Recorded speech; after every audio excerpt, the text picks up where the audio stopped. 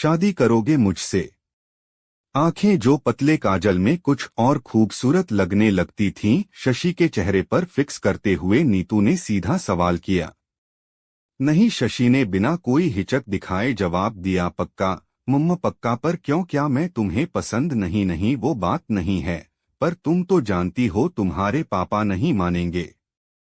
तो हम भाग जाते हैं ना? बिल्कुल नहीं, प्रेम में ये फिल्मी हरकतें ठीक नहीं। फाइन, तो मैं किसी और से शादी कर रही हूँ और अगले संडे लड़के वाले मुझे देखने आ रहे हैं। आंसू और गुस्सा नीतू के चेहरे पर एक साथ आ गए थे। गुस्सा तो ठीक है, पर आंसू मत गिराओ, मेकअप खराब हो जाएगा। और हाँ, लड़के वालों के सामने साड़ी में जाना, उसमें खूबसूरती बढ़ जाती है। तुम्हारी शशि ने माहौल हल्का ही रखने की कोशिश की। हो मैं किसी भी कपड़े में जाऊं तुम्हें क्या? नीतू का गुस्सा बढ़ता ही जा रहा था। खैर, मुझे देर हो रही, मुझे तो जाना होगा। नीतू को बात खत्म करने की जल्दी थी। ओके, पर दूल्हे राजा की फोटो तो दिखाओ, मैंने खुद नहीं देखा। वैसे भी तुम्हें क्या फर्क पड़ता है? घर वालों ने देखा होगा तो ठीक ही होगा, है ना? उसने अपना पर्स उठाया और पलटकर वापस देखे बिना तेजी से बाहर की तरफ बढ़ चली। आज इतवार का वो दिन था। घर का हर सदस्य बिजी दिख रहा था। आखिर लड़के वाले आधे घंटे में पहुंचने वाले थे। दीदी, लड़के वाले आ गए, जल्दी से नीचे आ जाओ। छोटी बहन ने नीचे से आवाज दी। नीतू के मन में अजीब सी कश्मकश थी। मोबाइल उठाया और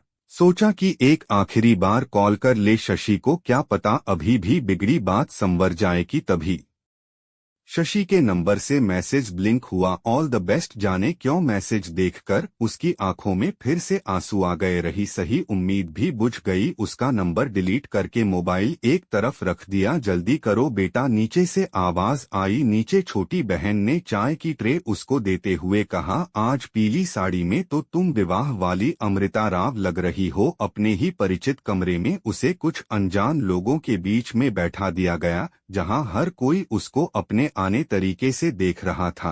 क्या करती हो? क्या क्या शौक हैं? क्या क्या बना लेती हो? जितने लोग, उससे ज्यादा सवाल।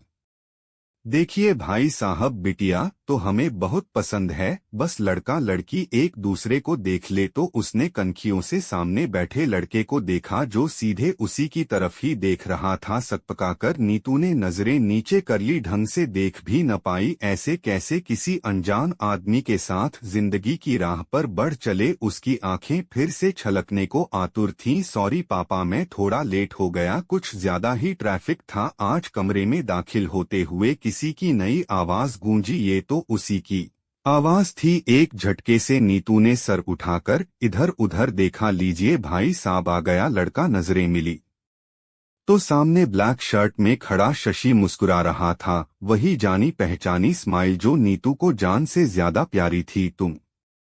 नीतू को भरोसा नहीं हो रहा था कि वो उसके सामने खड़ा था। कलेजे में ठंडक पड़ना क्या होता है, वो आज समझ रही थी।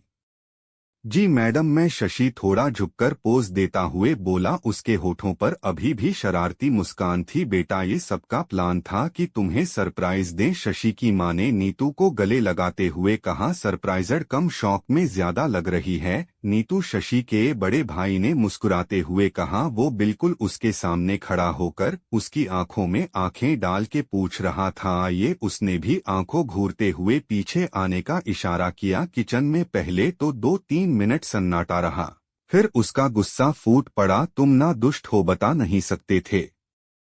अरे तुम्हें तो खुश होना चाहिए, इतनी मेहनत से सरप्राइज प्लान किया और तुम रो रही। वैसे पीली साड़ी में तो गजब ढा रही हो मोहतरमा, ज्यादा मस्का मारने की जरूरत नहीं है। नीतू ने गैस की नॉब धीरे करते हुए कहा। सॉरी, मुझे तुमसे बात ही नहीं करनी है। नीतू लड़ने के पूरे मूड में थी। सॉरी बोल तो रहा, लड़के ने मासूमियत से अपने दोनों कान पकड़ते हुए कहा। 4-5 सेकंड तक वो उसको ऐसे ही देखती रही, फिर अपने आप ही उसके सीने से जा लगी। बहुत देर से रोक कर रखे आंसू शशि की शर्ट भिगो रहे थे।